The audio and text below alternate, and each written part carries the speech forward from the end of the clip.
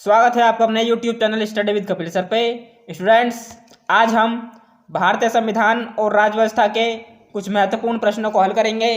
तो चलिए स्टूडेंट्स, चलते हैं हम अपने पहले प्रश्न की तरफ। आज का हमारा पहला प्रश्न है, भारतीय संविधान के किस अनुच्छेद में राष्ट्रपति को सूचना का अधिकार दिया गया है? ऑप्शन ए अनुच्छेद 52 में, ऑप्शन बी अनुच्छेद 61 में, ऑप्शन सी अनुच्छेद 78 में, ऑप्शन डी अनुच्छेद 75 में। दोस्तों, इसका करेक्ट आंसर हो जाएगा हमारा ऑप्शन नंबर सी, अनुच्छेद 78 में। राष्ट्रपति को अनुच्छेद 78 में सूचना का अधिकार दिया गया है। आपको पता होगा कि अनुच्छेद 78 कहता है कि राष्ट्रपति को जानकारी देने के लिए प्रधानमंत्री का यह कर्तव्य होगा कि वह राष्ट्रपति को जानकारी दे। तो दोस्तों, इसका पहला ऑप्शन क्या कहता है? पहला ऑप्शन अनुच्छेद 52 भारत में एक राष्ट्रपति की व्यवस्था करता है। अनुच्छेद 61 भारत में राष्ट्रपति पर महाभियोग लगाने की बात करता है। और अनुच्छेद 75 जो अन्य मंत्री हैं उनके बारे में बंद करता है कि भारत में एक मंत्रिपरिषद होगी और मंत्रिपरिषद का प्रधान प्रधानमंत्री होगा। तो दोस्तों, चलते हैं हम अपने नेक्स्ट क्वेश्चन पर। आज का हमारा दूसरा क्वेश्चन है, भारत के संविधान का अनुच्छेद 17 संबंधित है। ऑप्शन ए उपाधियों के अंश से, ऑप्शन बी अस्पृश्यता के अंश से, ऑप्शन डी प्रेस की स्वतंत्रता, ऑप्शन डी विधि के समक्ष क्षमता। दोस्तों, इसका करेक्ट आंसर हो जाएगा हमारा ऑप्शन नंबर बी, अस्पृश्यता के अंश से। अनुच्छेद 17 अनटचेबिलिटी को समाप्त करने की बात करता है और यदि कोई व्यक्ति अस्पृश्यता करता है तो उसे विधि द्वारा दंड दिया जा सकता है। अनुच्छेद 18 उपाधियों के बारे में व्यवस्था करता है और अनुच्छेद 19 प्रेस की स्वतंत्रता के बारे में वर्णन करता है। विधि के समक्ष क्षमता अनुच्छेद 14 में दी गई है और विधेयकों को समान संरक्षण भी हमारे अनुच्छेद 14 में दिया गया है। तो दोस्तों, चलते हैं हम अपने दूसरे प्रश्न पर। आज का हमारा दूसरा प्रश्न है, भारतीय संविधान में अनुच्छेदों की संख्या है। Option A 445, option B 392, option D 546, option D 395। दोस्तों, इसका करेक्ट आंसर हो जाएगा हमारा ऑप्शन नंबर डी। भारत के संविधान में कुल अनुच्छेदों की संख्या 395 है, लेकिन वर्तमान में इनकी संख्या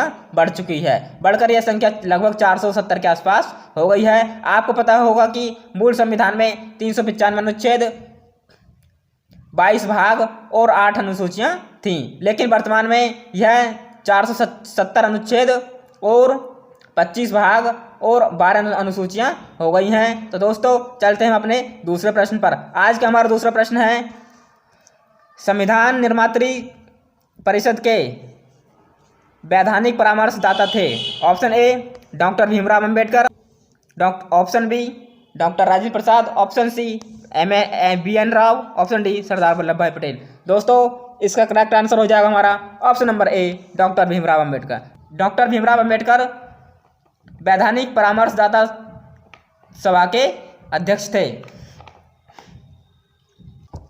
आज का हमारा दूसरा क्वेश्चन है, भारत छोड़ो आंदोलन कब प्रारंभ हुआ? दोस्तों, ऑप्शन ए 6 अगस्त, ऑप्शन बी 8 अगस्त, ऑप्शन सी 17 जुलाई, ऑप्शन डी उपरोक्त में से कोई नहीं। दोस्तों, इसका करेक्ट आंसर हमारा हो जाएगा हमारा उपयुक्त में से कोई नहीं। आपको पता होगा कि भारत छोड़ो आंदोलन 9 अगस्त 1942 को प्रारंभ हुआ था और 9 अगस्त 1942 को आंदोलन प्रारंभ होने के शाम को ही ब्रिटिश सरकार ने ऑपरेशन जीरो चलाकर भारत के लगभग सभी बड़े बड़े नेताओं को जेल में डाल दिया गया था। उनमें महात्मा गांधी भी शामिल थे। दोस्तों, चलते हैं अपने दूसरे प्रश्न पर। आज का हमारा नेक्स्ट क्वेश्चन है, भारत को पूर्ण आज़ादी 26 जनवरी को स्वतंत्रता दिवस स्वीकार करने की मांग किसने की? Option A Gopal Krishna Gokhale, option B Surendra Nath Banerjee, option C Mahatma Gandhi, option D Pandit Jawaharlal Nehru.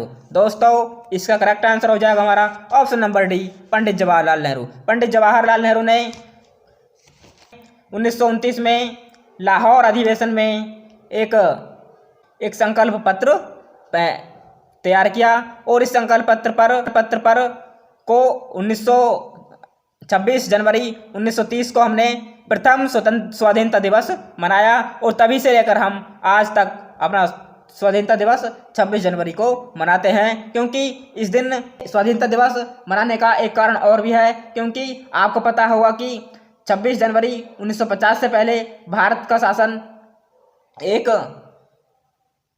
British राज के हाथों में था। इसी क्वेश्चन हमारा भारत में कौन नागरिकता के अर्जन हेतु शर्तों को नियत करने में सक्षम है? ऑप्शन ए चुनाव आयोग, ऑप्शन बी राष्ट्रपति, ऑप्शन सी संसद, ऑप्शन डी संसद एवं राज्य विधायिकाएं दोनों।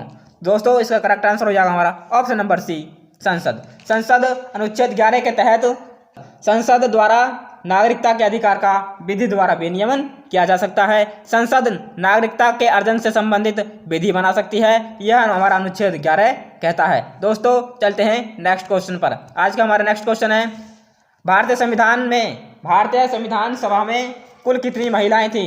तो दोस्तों ऑप्शन ए 12 महिलाएं थी, ऑप्शन बी 15 महिलाएं थी, ऑप्शन सी 10 महिलाएं थी, ऑप्शन डी 13। दोस्तों इसका करेक्ट आंसर हो जाएगा ऑप्शन नंबर बी 15।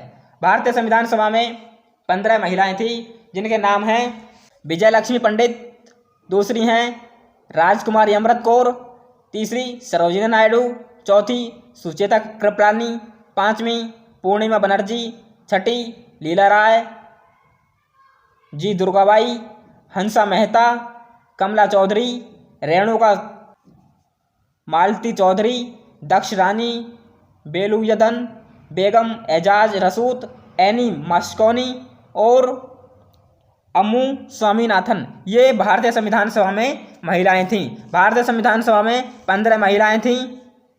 तो दोस्तों चलते हैं अपने नेक्स्ट क्वेश्चन पर। आज का हमारा नेक्स्ट क्वेश्चन है, भारतीय संविधान निर्मात्री परिषद की प्रथम बैठक कब हुई थी? ऑप्शन ए 9 अगस्त 1942 को, ऑप्शन बी 26 जनवरी 1950 को, ऑप्शन सी 15 अगस्त 1947 को, ऑप्शन डी 9 दिसंबर 1946 को। दोस्तों इसका करेक्ट आंसर हो जाएगा हमारा ऑप्शन नंबर डी 9 दिसंबर 1940 को।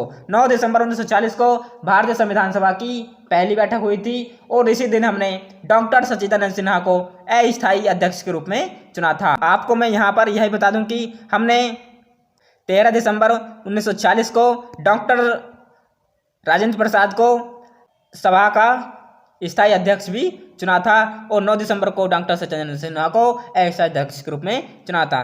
दोस्तों आपको वीडियो अच्छी लगी तो वीडियो को लाइक, चैनल को सब्सक्राइब जरूर करें। मिलते हैं नेक्स्ट वीडियो में, तब तक के लिए जय हिंद।